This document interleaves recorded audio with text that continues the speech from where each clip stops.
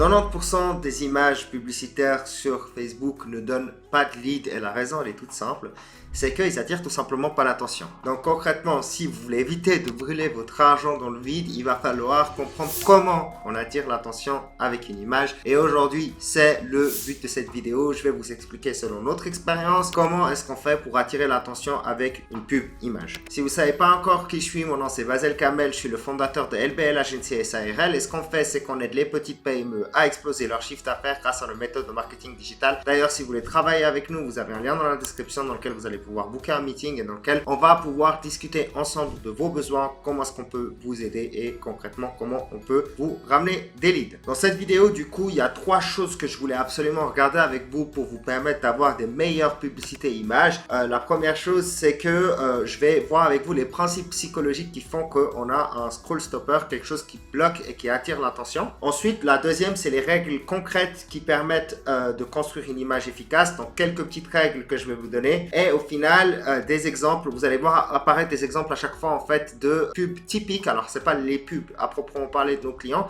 mais c'est des pubs typiques qu'on va faire pour attirer l'attention et qui nous rapportent des leads. Bon, le premier point comme promis, c'est comment, en fait, on fait pour attirer l'attention avec une image. Donc, comment capter l'attention avec une image et les principes qui se cachent un petit peu derrière. En fait, capter l'attention, c'est comme provoquer un petit court-circuit dans le cerveau d'une personne. Donc la personne, elle doit s'arrêter, elle doit se dire mais c'est quoi ça? Pourquoi est-ce qu'il y a ça? Ou bien, en fait, ça doit tout simplement l'empêcher de passer plus loin. Ou alors c'est quelque chose qui lui est familier. Ou alors c'est une couleur qui sort ou quelque chose. Il faut que ça soit différent par rapport à ce qu'il a l'habitude de voir sur les réseaux sociaux, ok? Ça lui donne une raison de s'arrêter, ok?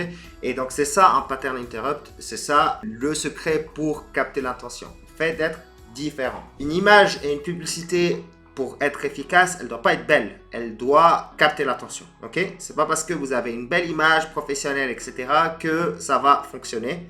D'accord? Ce qui fonctionne concrètement, c'est vraiment le fait de capter cette attention en brisant en fait le feed habituel d'une personne. Donc généralement, pour que ça fonctionne bien, l'image doit être perturbante, elle doit être lisible, on doit quand même comprendre ce qui se passe et elle doit, ou elle peut, en fait, toucher à l'émotion. Si elle touche à l'émotion, tant pis, c'est pas une obligation, ok? Mais si elle le fait, tant mieux. Okay? Et parfois, si même elle est un petit peu laide, ça peut être efficace. On a eu des publicités qui ont très bien fonctionné en étant laides, mais elles attiraient l'attention. Et du coup, il y a 4 déclencheurs qui vont faire en sorte de capter l'attention et je vais vous les donner aujourd'hui. Donc 4 déclencheurs que nous, on a réutilisés encore et encore dans nos pubs. Le premier, ça va être le contraste visuel. Donc le contraste visuel, celui-là, c'est le plus simple. C'est vraiment pas compliqué à mettre en place parce que vous pouvez avoir un message extrêmement simple et pourtant l'utiliser. L'objectif, ça va être d'utiliser en fait, comme je le dis, un contraste. Donc soit opposer des couleurs, le rouge et le bleu, soit le jaune et le noir ou bien le blanc et le noir, etc. Soit on va utiliser une zone très lumineuse et une zone plutôt sombre, soit on va mettre un élément très net sur un fond très flou. Par exemple, on va mettre en avant un visage très net et tout le reste flouté. Donc ça met bien en évidence le visage par exemple. Soit on va ajouter du rouge, le rouge attire fortement l'attention. Donc on va jouer sur le contraste visuel et ça c'est vraiment extrêmement puissant et c'est un des éléments sur lequel vous pouvez travailler pour avoir des pubs qui attirent l'attention, qui attirent le regard. Ensuite le deuxième point, et celui-là il est vraiment important et il est indispensable en fait, c'est si jamais vous avez du texte et vous allez avoir du texte pour générer des leads, eh bien il faut que le texte il soit grand et visible. Je dis ça vous paraît obvious, mais concrètement c'est extrêmement important parce que quand une personne elle est en train de scroller, pendant qu'elle scrolle en fait, si pendant le mouvement elle n'arrive pas à lire ce que vous faites, ce que vous avez fait, eh bien elle va l'ignorer. Donc concrètement il faut que même pendant qu'elle est en train de scroller, elle puisse encore le lire. Donc le texte il doit être bien grand, visible et aller droit à l'essentiel. Donc lisible vraiment en 0,3 secondes, ça c'est vraiment important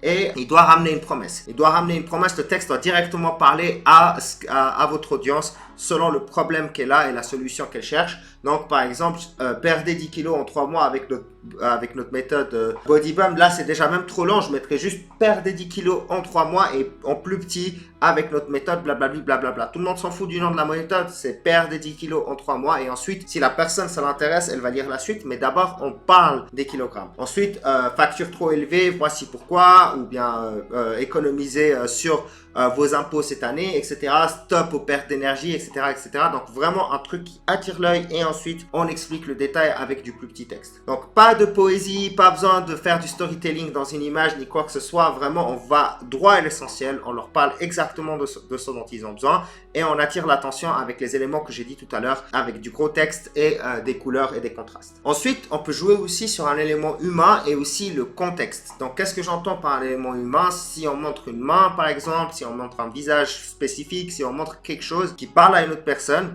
eh bien ça peut attirer son attention. Et si en plus de ça vous le rajoutez, ou bien même que vous utilisez tout simplement le contexte qui est spécifique à cette personne, par exemple vous filmez dans son quartier ou dans sa ville, il va le reconnaître et il va vous parler. C'est pour ça que quand on fait des publicités pour des business locaux, comme par exemple la pose de panneaux solaires, etc., j'aime bien m'adresser à la localité dans laquelle on parle. Là par exemple on travaille avec une entreprise ici en Suisse, en Valais, eh bien on va s'adresser aux Valaisans, on va prendre des photos d'images valaisannes, enfin des photos de maisons valaisannes, on va prendre des vidéos en Valais directement pour attirer l'attention des Valaisans et qui se disent ok, c'est bien une entreprise locale. Donc vraiment jouer avec ce que les personnes connaissent, jouer avec des éléments humains, donc attirer l'attention avec des choses que les gens ils connaissent, des mains, des visages, etc. Et puis dans des endroits qu'ils connaissent. Okay? Et le dernier point, c'est le pattern break. Donc, c'est vraiment quelque chose de tellement différent par rapport à ce qu'on a dans le feed que forcément, ça va attirer l'attention. Et pour ça, nous, par exemple, on aime bien utiliser les ugly ads. J'ai déjà expliqué ce que c'était dans une autre vidéo.